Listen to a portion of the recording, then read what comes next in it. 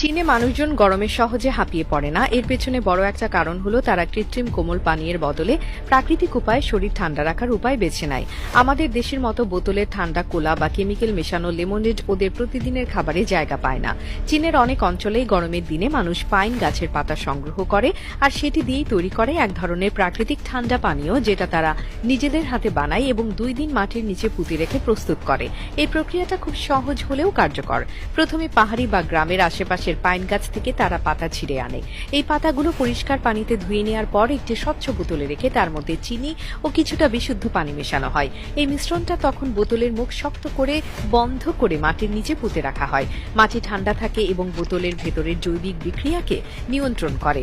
2 দিন পর যখন বোতলটি মাটি থেকে তোলা হয়, তখন এর ভিতরে তৈরি হয় এক ধরনের প্রাকৃতিক ফিজি পানীয়, যেটা দেখতে সোডার মতো, কিন্তু এর স্বাদ একদম আলাদা এবং সম্পূর্ণ প্রাকৃতিক। এতে থাকে কোনো প্রিজারভেটিভ, কৃত্রিম রং বা অ্যাসিডিক কেমিক্যাল নয়।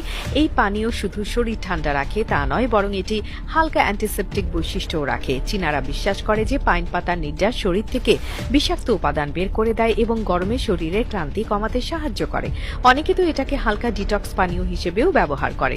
এই পানীয় গ্রামে শুধু গরমে খাওয়ার জন্য তৈরি হয় না, বরং অনেকে সারা বছর এটি বানিয়ে ফ্রিজে রেখে দেয়। বিশেষ করে যারা কৃষিকাজ বা ফ্যাক্টরিতে কাজ করে তাদের জন্য এটি এক ধরনের প্রাকৃতিক শক্তির উৎস।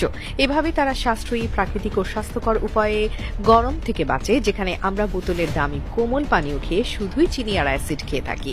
চীনের এই পুরনো পদ্ধতি এখন আবার জনপ্রিয় হয়ে উঠছে তরুণ প্রজন্মের মধ্যেও, যারা শরীর ঠিক রাখতে কেমিক্যাল থেকে দূরে থাকতে চায় তাদের জন্য।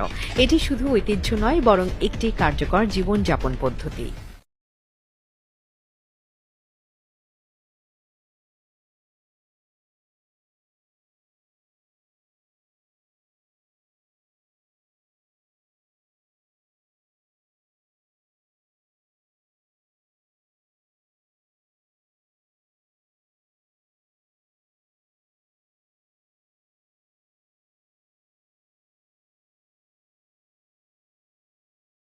আমাদের পৃথিবীর মধ্যে অ্যামাজন জঙ্গল দুনিয়ার মধ্যে সবথেকে রহস্যময় জঙ্গল।